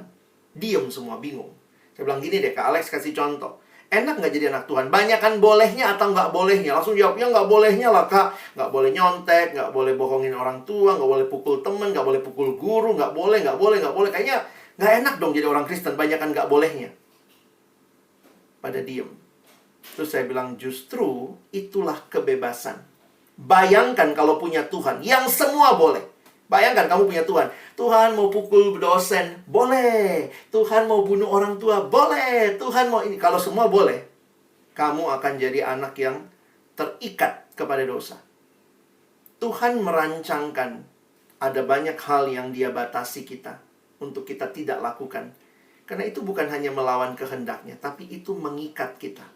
Dan waktu kita hidup dalam kehendaknya, kesannya terbatas, tapi itu kepuasan dan kebebasan yang sejati.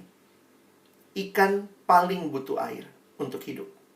Manusia paling butuh Tuhan dan kehendaknya untuk hidup. Yohanes 15 ayat 5 mengatakan, Yesus berkata, akulah pokok anggur dan kamulah ranting-rantingnya. Barang siapa tinggal di dalam aku dan aku di dalam dia, ia berbuah banyak, sebab di luar aku kamu tidak dapat berbuat apa-apa. Lihat kalimat Yesus, di luar aku kamu tidak dapat berbuat apa-apa. Hari ini kita belajar tentang YOLO, you only live once. Bagaimana dalam hidup yang cuma satu kali ini?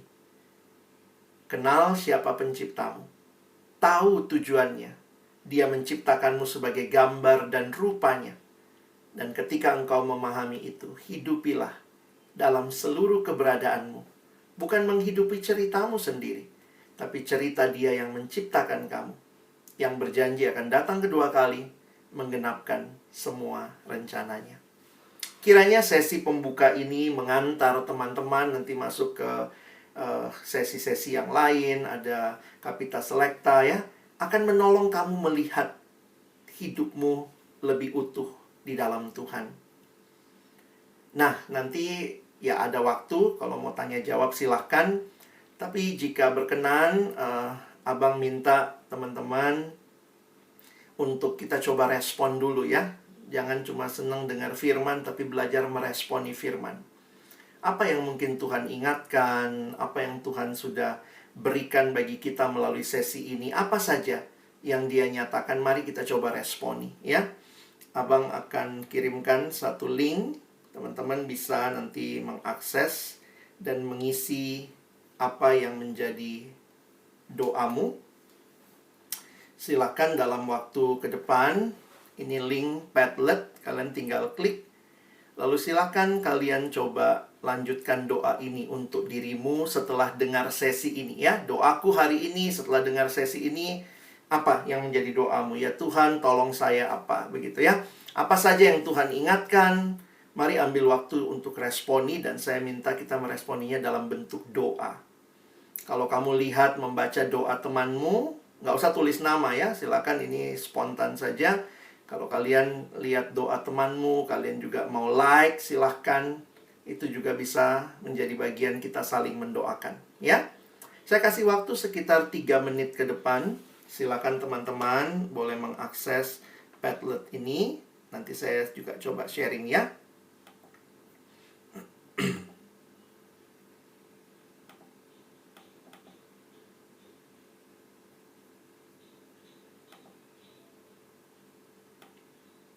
Oke. Terlihat ya. Silakan teman-teman ambil waktu untuk menuliskan apa yang menjadi doamu setelah mendengar sesi ini. Jadi untuk bertahan di dalam dunia dengan semua tantangannya, untuk bisa tetap ikut naskah Tuhan, pertama Tuhan kasih Roh-Nya yang kudus memimpin kita. Yang kedua, Tuhan kasih firman Tuhan ya. Firman Tuhan untuk kita baca dan renungkan. Dan yang ketiga, Tuhan kasih komunitas. Karena kita tidak sanggup dengan kekuatan sendiri atau berjalan sendiri. Karena itu Tuhan kasih komunitas orang percaya.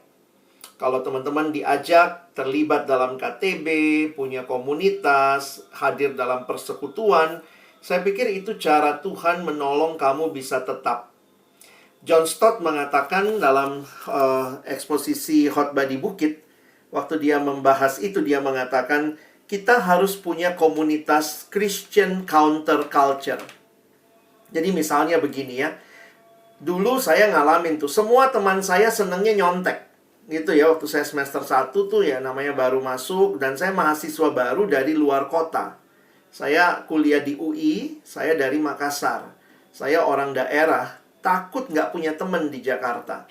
Jadi waktu teman-teman minta contekan, wah saya juga, yang penting saya nggak nyontek, tapi kalau mereka butuh ya saya kasih gitu ya, maunya solider sama teman. Tapi saya tahu Tuhan nggak mau seperti itu. Dari mana? Dari teman-teman persekutuan, dari teman-teman KTB. Jadi akhirnya saya punya kelompok counterculture yang bisa berkata itu nggak benar gitu.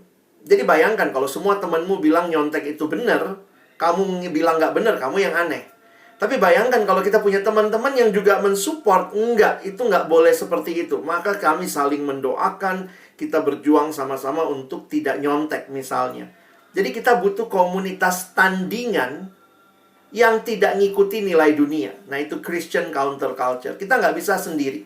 Tuhan kasih Roh Kudusnya, Tuhan kasih kekuatan melalui firman yang kita baca dan renungkan, maka kita pegang firman Tuhan. Dan yang ketiga, Tuhan kasih komunitas. Jadi tidak ada yang namanya bertahan tanpa perjuangan. Tapi ingat, perjuangan yang Tuhan minta kalian dan saya lakukan, itu bukannya tanpa Dia memberikan semua perlengkapan yang kita butuhkan. Tuhan sudah kasih itu. Oke, terima kasih untuk jawabannya, Alex. Ini tadi juga ada yang raise hand ya, ada Markus Wahid. Mungkin mau open mic, persilahkan Markus untuk bertanya kepada Kak Alex. Ya, terima kasih Kak sudah memilih saya. Nah, saya ada satu pertanyaan untuk Kak Alex. Tadi saya melihat di presentasi Anda kita segambar dan serupa dengan Allah. Itu pertanyaan saya, sebenarnya bagaimana sih segambar dan serupa dengan Allah itu? Dan saya pernah dengar kalimat seperti ini, orang tua adalah Allah yang kita lihat gitu, Allah yang kita lihat dan bisa kita rasakan. Kira-kira mungkin bagaimana Kak Alex bisa mengkorelasikan kalimat tersebut? Terima kasih. Terima kasih Markus. Kalimat itu sebenarnya tidak ada dasar Alkitab yang kuat ya. Itu cuma kalimat dalam penghayatan manusia, melihat bahwa orang tua dipilih atau menjadi wakil Allah menghadirkan kita ke dalam dunia. Tapi tetap kita harus sadari orang tua juga sudah jatuh dalam dosa. Jadi semua manusia sudah berdosa. Jadi dalam kelemahan ada orang tua atau keluarga banyak yang tidak sempurna. Nah, termasuk orang tua kita. Jadi makanya ada satu ayat di dalam Efesus, misalnya pasal yang ke-6 mengatakan begini ya, hormatilah ayahmu dan ibumu. Tapi kemudian juga ada kalimat taatilah orang tuamu, tapi ada kalimat belakangnya, di dalam Tuhan. Waktu saya mencoba menggali bagian itu, kira-kira perspektifnya begini. Kita diminta menghormati orang tua kita. Itu waktu diminta menghormati orang tua, di belakangnya tanpa embel-embel ya. Tetapi ketika bicara diminta untuk taatilah orang tuamu, kenapa ada embel-embelnya? Taatilah orang tuamu di dalam Tuhan. Nah, ini menunjukkan ada dua tingkatan ketaatan kita. Kepada Allah, kepada orang tua. Nah, kalau orang tua tidak taat sama Allah, kita mesti pilih siapa? Pilih Allah. Karena ketaatan yang tertinggi, taatilah orang tuamu di dalam Tuhan. Makanya saya pernah tanya begini ya, ini pertanyaan agak tricky ya. Boleh nggak taat sama orang tua? Jawabannya secara alkitabiah, boleh aja kalau orang tua tidak taat sama Allah.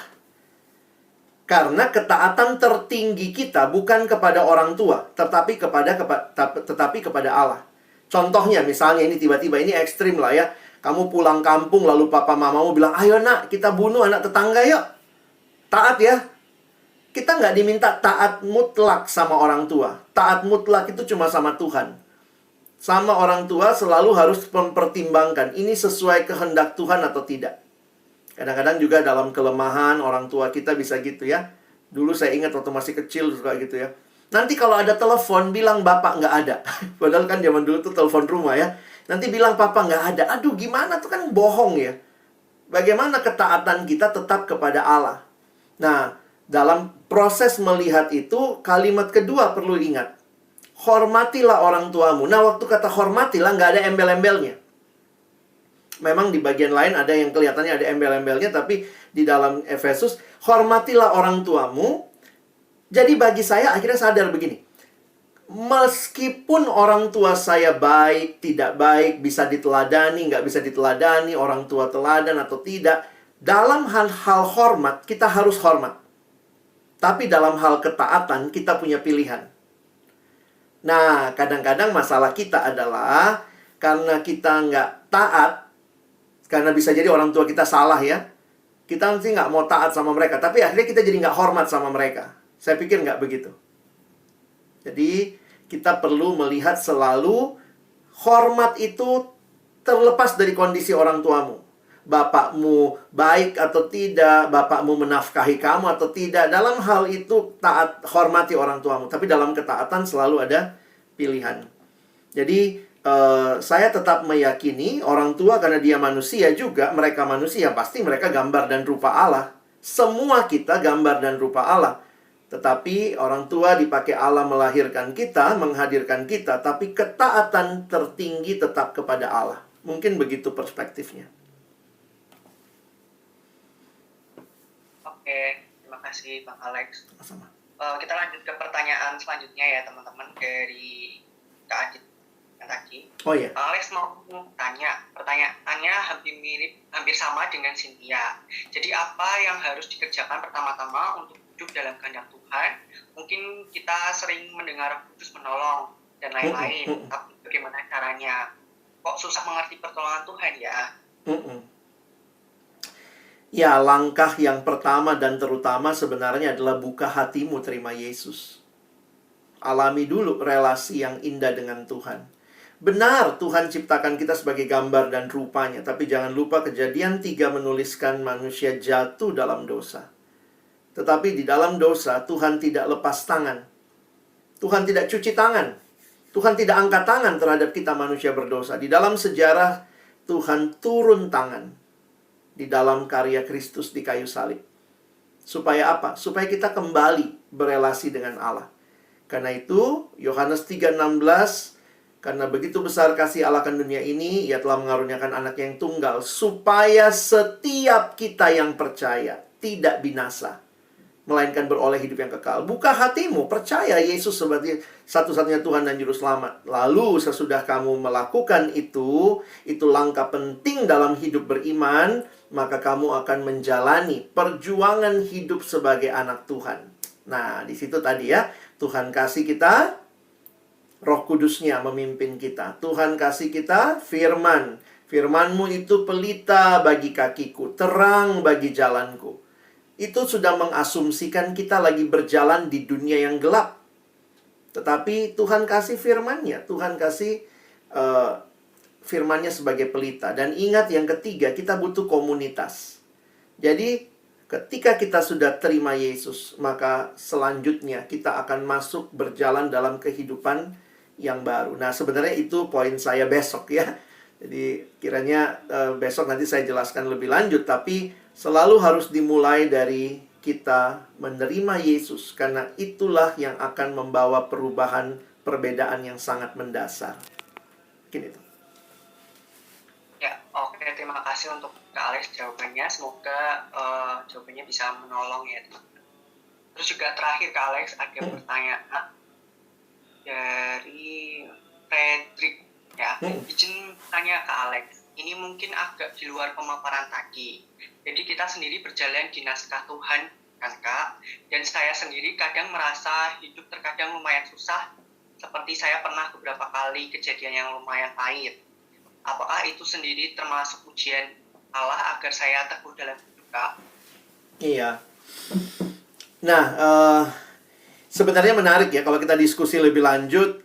Naskahnya Tuhan itu dalam kenyataan Alkitab bagi kita itu tidak menjadi semacam blueprint yang sudah jelas ya. Kamu akan kuliah di mana, nanti akan menikah dengan siapa, punya anak berapa. Kadang-kadang kalau kita lihat, loh Tuhan katanya kasih naskah, mau dong naskahnya yang detail begitu ya.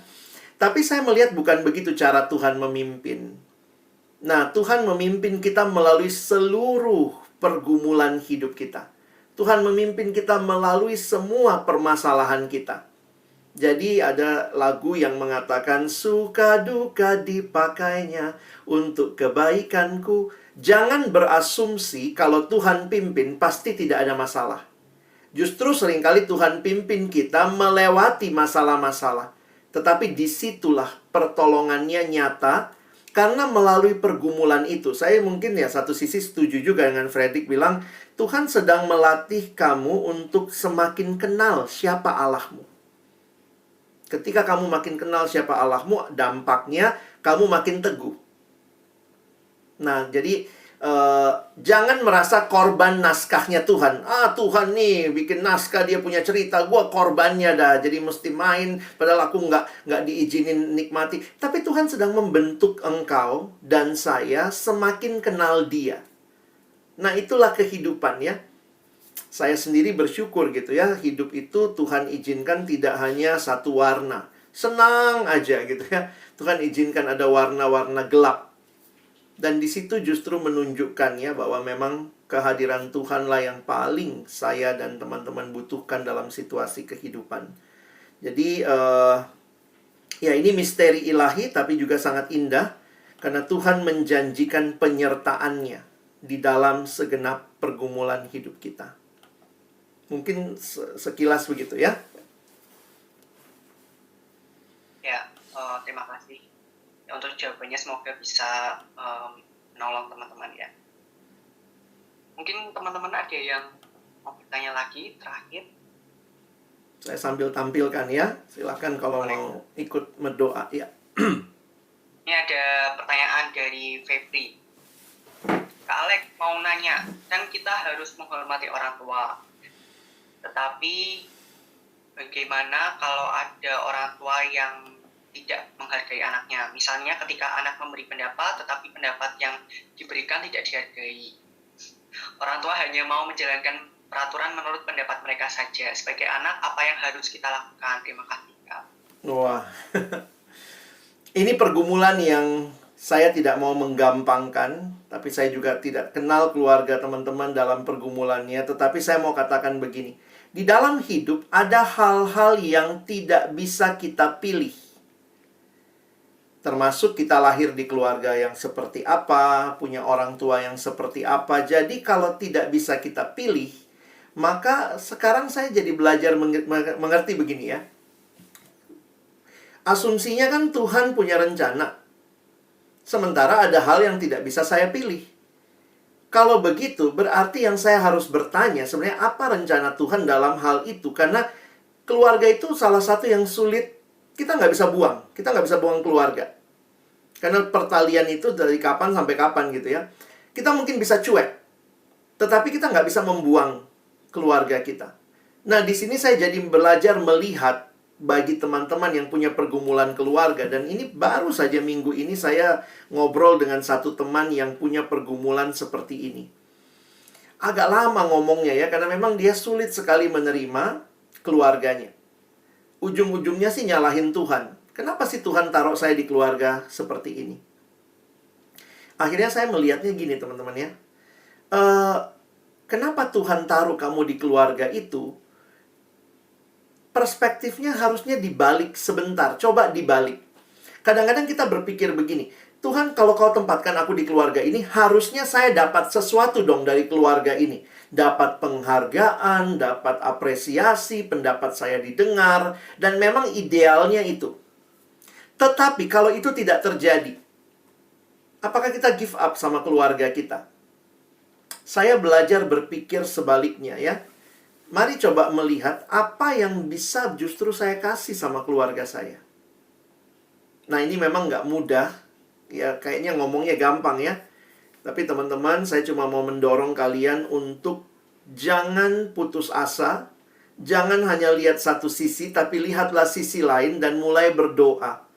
Tuhan, semua yang saya harap tidak bisa dikasih sama keluarga ini. Tetapi kalau saya ada di keluarga ini, Tuhan tolong saya. Apa yang bisa saya kasih untuk keluarga ini? Mungkin itu akan menolong kamu pelan-pelan punya perspektif yang berbeda. Dan selalu ingat, seringkali apa yang kamu butuhkan bisa jadi kamu nggak dapat di keluargamu. Tapi Tuhan kan sangat kreatif ya. Tuhan kasih lewat persekutuan. Tuhan kasih lewat macam-macam lah. Saya ngalamin seperti itu ya.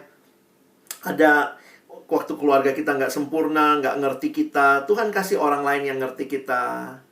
Tuhan kasih. Jadi kadang-kadang jangan hanya menuntut semuanya dari keluarga. Sekarang belajar melihatnya sebaliknya. Apa yang saya bisa kontribusikan bagi keluarga saya? Saya cerita singkat, seorang teman, papanya itu sakit jiwa. Suka pukul mamanya. Jadi memang agak beda antara bapaknya suka kekerasan sama memang sakit jiwa gitu ya. Nah, tapi sebagai anak dia nggak bisa buang. Dari kecil dipukul udah sering. Lihat mamanya dilempar, anak-anak dipukul. Karena papanya tuh ya sakit jiwa gitu ya. Kesimpulan dia akhirnya ya saya nggak bisa buang papa saya. Dia nggak dapat perhatian, nggak dapat dukungan, dapatnya cuma cacian, makian gitu ya. Sehingga akhirnya dia belajar mulai melihat apa yang dia bisa berikan kepada orang tuanya. Nah itu sangat menyakitkan ya. Karena pergumulannya pahit sekali, tapi akhirnya dia bilang gini, saya justru besar di persekutuan, menikmati begitu banyak kasih dari orang-orang, justru untuk saya belajar mengasihi keluarga saya. Dan satu kalimat pamungkas yang akhirnya saya dengar dari dia, aduh kalimat ini sangat menggetarkan hati ya. Dia bilang, setelah saya mengerti semua ini Kak, saya berkata dalam doa, Tuhan, kalau saya diizinkan lahir satu kali lagi, saya akan tetap memilih minta lahir di keluarga ini. Wah, itu mengubah perspektif dia. Bukan meminta apa yang dia minta keluarganya lakukan buat dia. Tapi dia malah berpikir, apalagi yang bisa saya lakukan bagi keluarga saya. Nah teman-teman, ini nggak mudah ya. Tidak mudah sama sekali. Tapi berubah perspektif seperti itu kita butuh anugerah Tuhan. Mungkin itu dulu. Oke, semoga menolong ya. Terakhir banget nih ya Kak Alex. Ya. Mau nanya Pak, dari Hizkia. Ya, Iya. apakah rencana Tuhan dalam hidup kita bisa gagal? Wah, ini butuh sesi lain ya. Tapi saya membedakan, mungkin untuk memudahkan aja ya. Saya agak membedakan antara rencana Tuhan dengan kehendak Tuhan. Ya, ini mungkin untuk pengistilahan supaya mudah saja ya. Tuhan punya rencana buat Israel masuk Kanaan. Itu kan nggak mungkin gagal. Tetapi, saya dua kata ya. Rencana Tuhan sama pimpinan Tuhan. Oke. Saya melihat yang tidak bisa gagal itu rencana Tuhan. Tetapi pimpinan Tuhan mungkin tidak kita taati. Saya kasih contohnya Israel. Israel itu masuk Kanaan, itu rencana Tuhan. Pasti masuk. Kira-kira begitu penghayatannya. Tetapi bagaimana masuknya? Nah, Tuhan kan pimpin. Teman-teman tahu nggak? Dari Mesir ke tanah Kanaan, kalau jalan kaki aja, itu 40 hari udah nyampe. Kenapa Israel mesti muter-muter 40 tahun? Karena mereka tidak taat pimpinan Tuhan.